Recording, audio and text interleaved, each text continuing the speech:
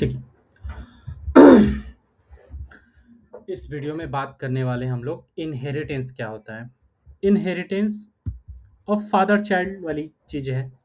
जैसे कि फादर की कुछ क्वालिटी है या फिर कुछ नॉलेज या स्किल्स है, वो अपने बच्चों में इनहेरिट हो जाती है, मतलब आ जाती है। तो यही है इनहेरिटेंस। इनहेरिटेंस का कॉन्सेप्ट यही है कि पेरेंट के जो चीज़ें हैं वो चाइल्ड यूज कर सकते हैं, लाइक प्रॉपर्टी हो गई उनकी। ठीक है, और उनका जो बैंक बैलेंस है वो, ऐसा बोल सकते हैं। तो ये है इनहेरिटेंस का कॉन्सेप्ट। सो अगर इंग्लिश में इसको बोले कि inheritance is nothing but when we want to use the when we import a when we want to use the parents property into the child properties, ये इनहेरिटेंस है।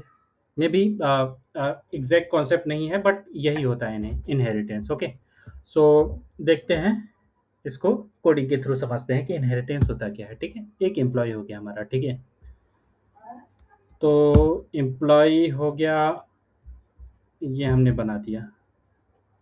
और वो चाइल्ड,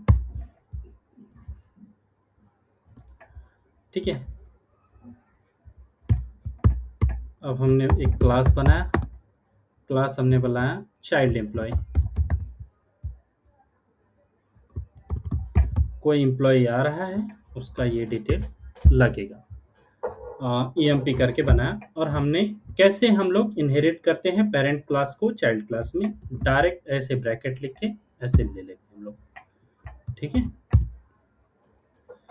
तो अब हम बोल रहे हैं कि यहाँ पे भी हम लोग डेफ इनिशियलाइज करेंगे, इनिट।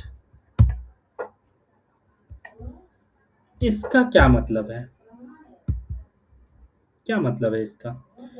ये जो कीवर्ड आया है, इसका मतलब है कि हम जो हैं पेरेंट क्लास के सारे चीज़ों को यूज कर सकते हैं। उसको यूज करने के लिए हम लोग सुपर कीवर्ड यूज करते हैं। ये डेटा मेंबर है, डेटा मेंबर ये क्लास के। ठीक है, तो यूज कर सकते हैं। हो गया। अब मैं बोल रहा हूं कि डेफ, ठीक है, यहाँ पे भी मैं एक फंक्शन बना देता हूँ, डेफ अपडेट सैलरी करके, या फिर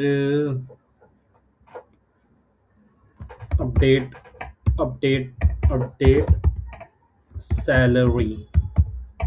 ठीक है, यहाँ पे हमने लिया सेल्फ, सैलरी जो होगी वो वैल्यू हो गई। अब हम बोल रहे हैं कि सेल्फ डॉट जो है सैलरी जो है वो हमारी वैल्यू हो जाएगी। ठीक है, ये हो गई। अब हम बोल रहे हैं कि अपडेटेड सैलरी हम यहाँ से फेच करेंगे, updated salary, get updated salary, get salary करेंगे। ठीक है, गेट सैलरी कर लेंगे, सेल्फ सेल्फ पास किया, और यहाँ पे हम लोग रिटर्न करा देंगे और प्रिंट करा देंगे। रिटर्न भी करा सकते हैं, प्रिंट भी करा सकते हैं।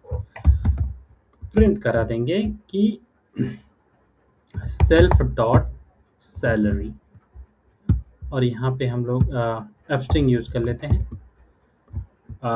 यहाँ पे लिखते हैं अपडेटेड सैलरी इज, और ये हो जाएगा। एब्स्ट्रिंग में लिखने के लिए हम लोग डायनामिक पैरामीटर को कर्ली ब्रेसेस में लिखते हैं ऐसे। ठीक है, चलो अब मेरा एक एम्प्लॉय है,